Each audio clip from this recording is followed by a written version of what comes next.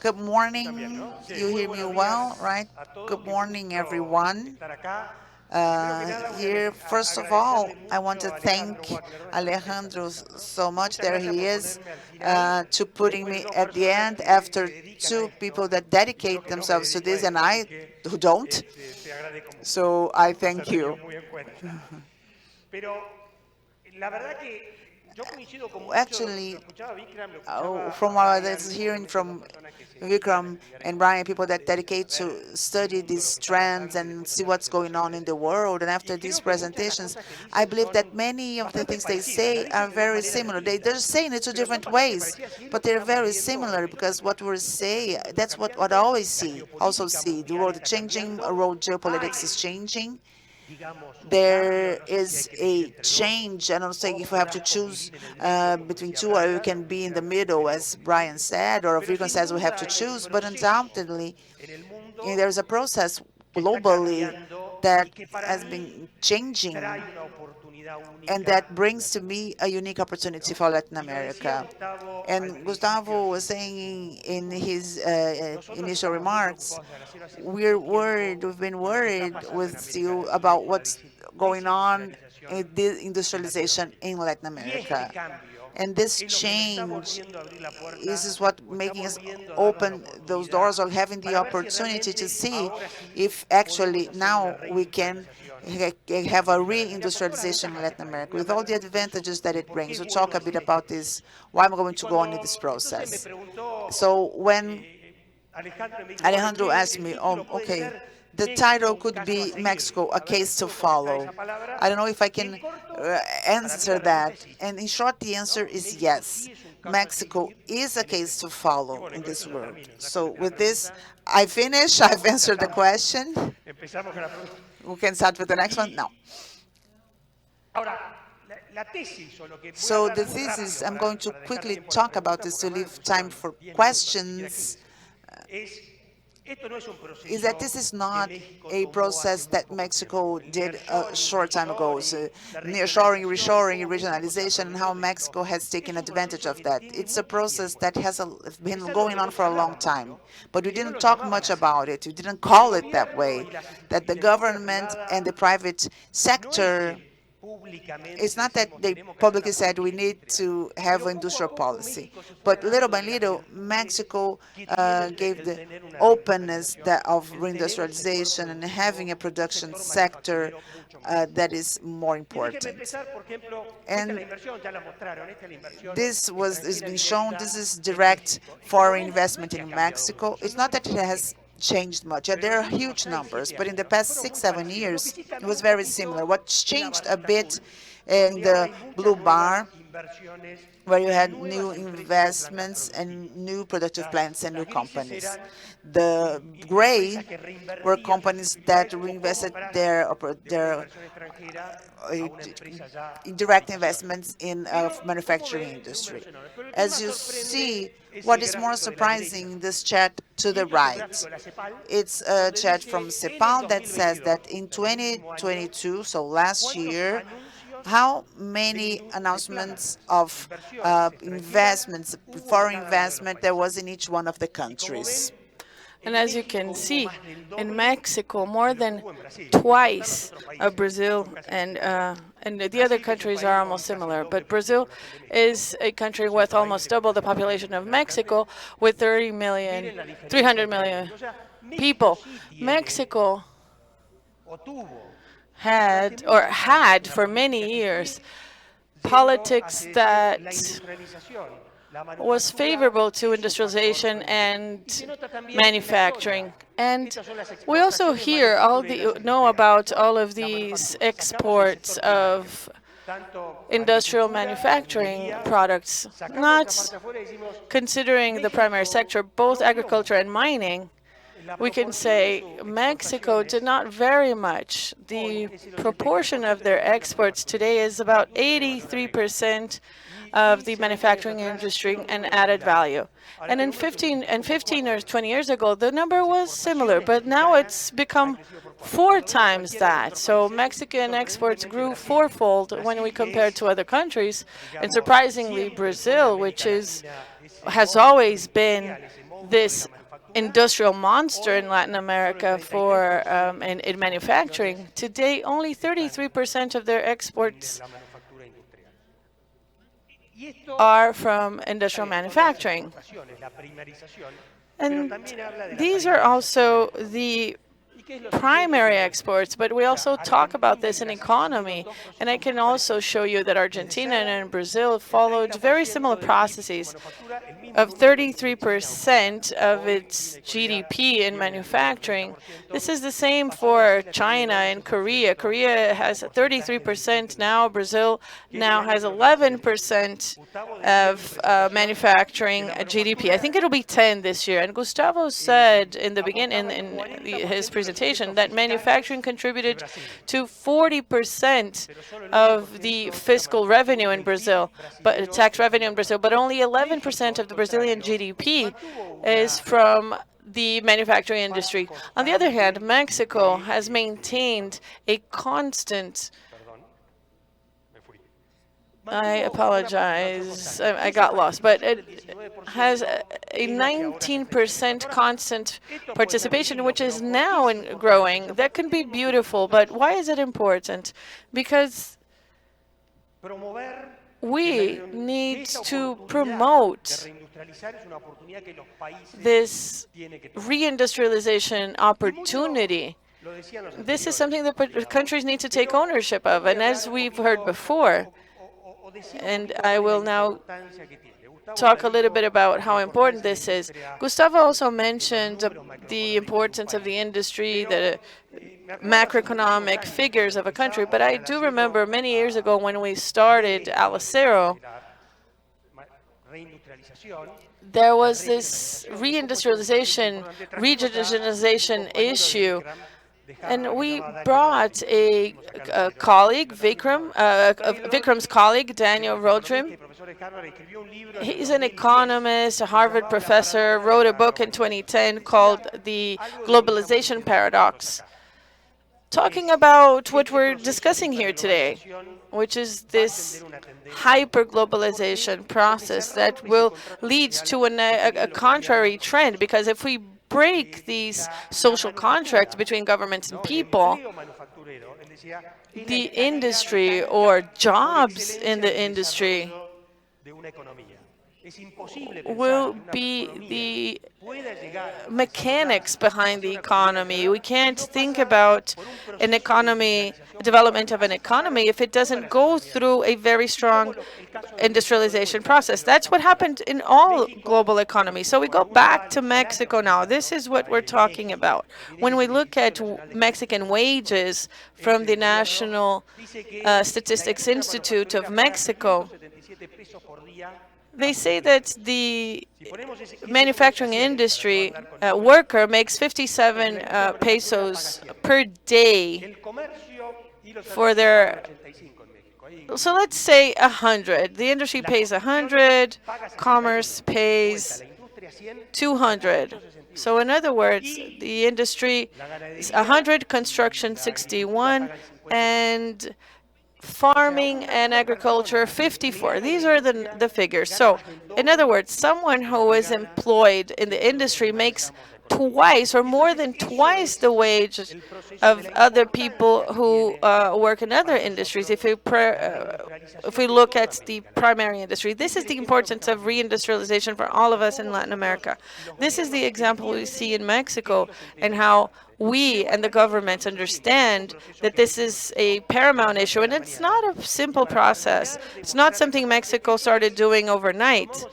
And now let's take the year of 1997, because this is a year that not many things happen around the world. We saw crises after and before, but on the left you can see the light vehicle automotive industry in Mexico, and in Brazil we had a 2 million vehicles production. Mexico 1.4. In the last 25 years, Mexico grew.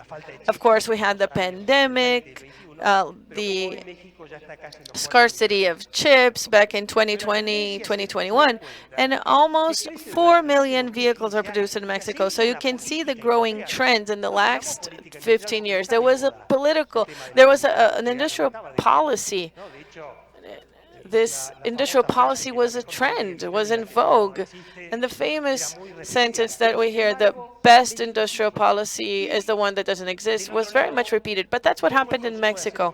On the other hand, we can see the per capita steel consumption.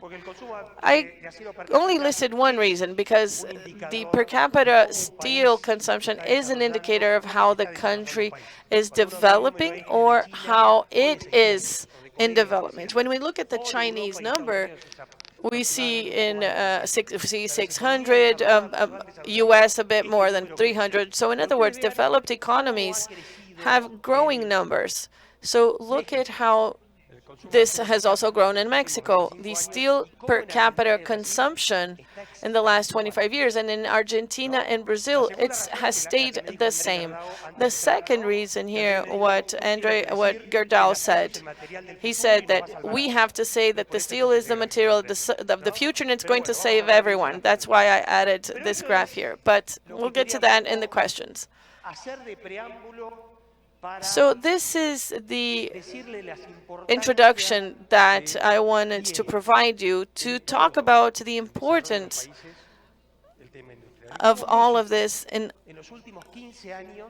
the industrial development in all these countries. And in the last 15 years in Mexico, we started seeing this transformation. Now, this is a common case in Latin America because Vikram and Brian, both of them said the same thing. In other words, Latin America has unique opportunities. One of the things that Vikram mentioned as a major problem or a major issue is the demographication. People are becoming older. People are growing older. I think India is going through something similar, but we have this demographic burden, the natural resources, lithium, dead cow gases, cobalt, iron. And we also have an energy grid with an environmental potential in a decarbonization world with water, wind, not really in Mexico, but in other countries, also water resources. And this is the potential in Latin America, which is a huge potential. What we need to realize is that this is not enough to develop a country. It's not enough for people to grow, and the way of granting this opportunity for people to grow and to improve their standard of living is through this opportunity of reindustrialize, to make better wages, to make better investments.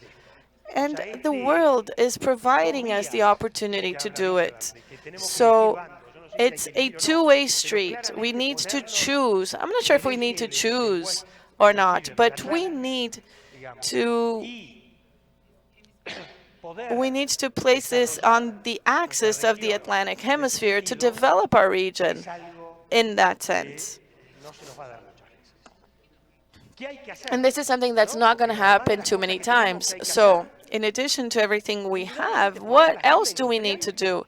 So no question, we need to place this industrial agenda as a priority for each of these countries. That is the first thing. The academy, governments, and the private sector need to be aligned. And this is what was done in Mexico. We go back to Mexico. We don't talk a lot about, Mexico didn't talk a lot about political or industrial policies. It's not that it's something wonderful what's being done in Mexico, but 15 years ago, there was a promotion of the industrial agenda. There was a promotion of this, an attempt to simplify, to streamline the tax confusions for the companies. So we need to have a roadmap to defend the industry, to advocate. And this is not protectionism, because I understand that protectionism is not the best, but we need to advocate for it. We need to defend it. In Latin America, there are 96 cases of dumping. For example, the competition or the law, the legislation for companies to compete or to fight unfair competition. We have 49 of these dumping cases in Mexico, but none in the last 2 years. So this policy was in place in Mexico and in all these other countries as well. So it means that Mexico has been working for these results for a long time. And I would like to end by saying that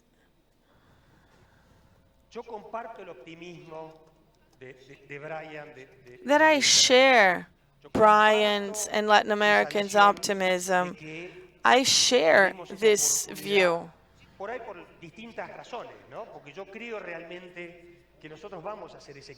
Because I truly believe that we are going to go through this shift. Because it's not that we have an advantage because we're closer to the US with lithium and renewable energy. What we do have is using the advantages to change. In Brazil, although there's this deindustrialization, there are still investments coming into Brazil, to Argentina, and to Colombia. But we need to look at this shift. We need to recognize this shift in our politics to understand what we can do so that the industrial sectors can strengthen and invest in renewable energies, new infrastructure, through the coordination between these three sectors in order to develop a politics that will lead the industry to become the focus again, so that we can have this GDP percentage that allows the population to live better. And this is the main message. What can we do for our people so that our people can have an increased value? I apologize for going over my time, and thank you, everyone. Well, thank you. That was great, and we have many questions. Well, but now you went over your time, so now it's your fault. The first question is about is a more broad question, and then we'll go to the audience questions. It seems that there's some kind of agreement in terms of public policies for all of these changes in Mexico and some of these crises and safety that destabilize the countries and all of these different scenarios.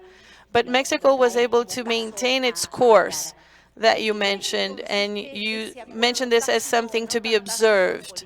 And what do you believe this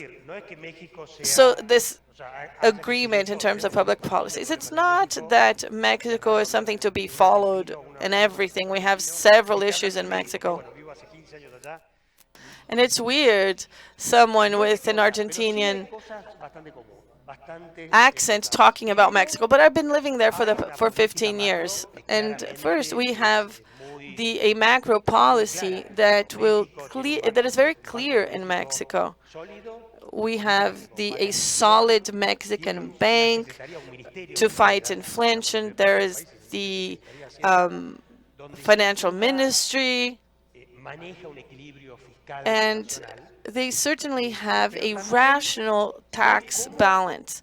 But they also try to understand how to strengthen the tax burden in the industry. In other words, how can we strengthen and favor more investments to come in? Maybe it may not be the best way to do it, but they do it. So I think Brazil has 7 times more people paying taxes than in Mexico, just to give you an example. But these are positive examples. In Brazil, I know that there's talks about a tax reform, but it's paramount for Brazil to follow this case. And another, on the other hand, for the past 15 years, the economy, the Ministry of Economy has been working to bring in new investments to Mexico through incentives and also through other investments in infrastructure, in logistics. So how can the companies actually get to Mexico? How can we facilitate these investments coming into Mexico? Investments in manufacturing.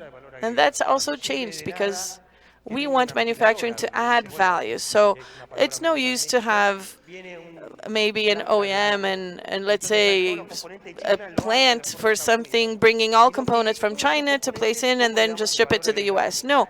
How can we add value to these components? For example, how can we produce engines, chips? All the components are Mexican. So we have this feedback perspective, and sometimes we need to make it more public. Sometimes we need to publicize more this message and show that everything is in Mexico. You mentioned something about the energy policies.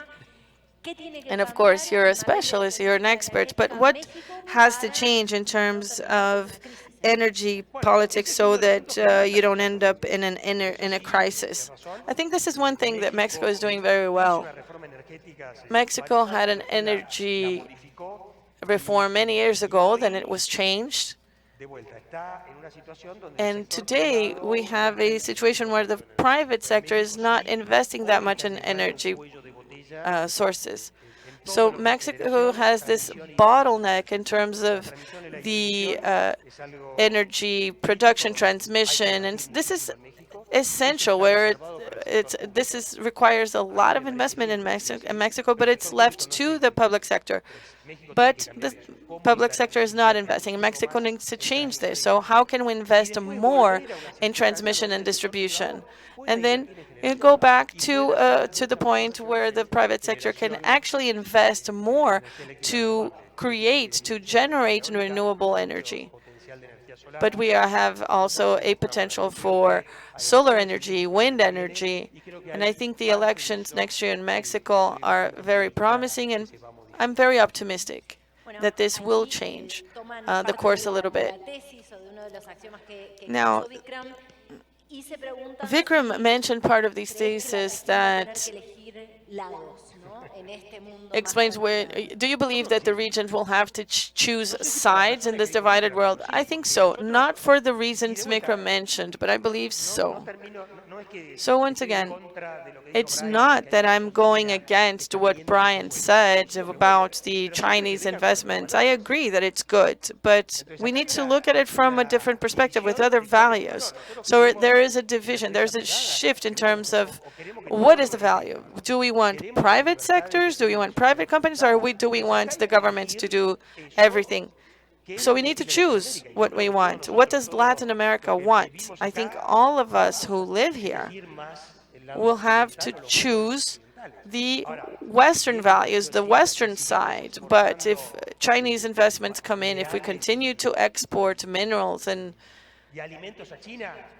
food to China, if we have this opportunity, it will be welcomed. But this surprises me because there are some governments in Latin America saying, no, we are major exporters, commodities, we export commodities to China, either soy, copper, minerals. So we need to have free trade agreements with China. To me, that's crazy because and the biggest craziness I've seen in all my career, because it seems very aggressive. But it's not necessary to have a free trade agreement to export commodities. Commodities is what's necessary. China or some countries, as Vikram said, need food, need some minerals for their own development. So let's continue with exports, having a model of exports from this raw material. Let's agree that the real development of country happens through industrialization. We export raw material and we import all added value jobs that happen there. So we do have to choose. Mexico realized that. 2 years ago, we talked about a free trade agreement with China and Korea, but today we don't talk about this. So this has changed. This is different.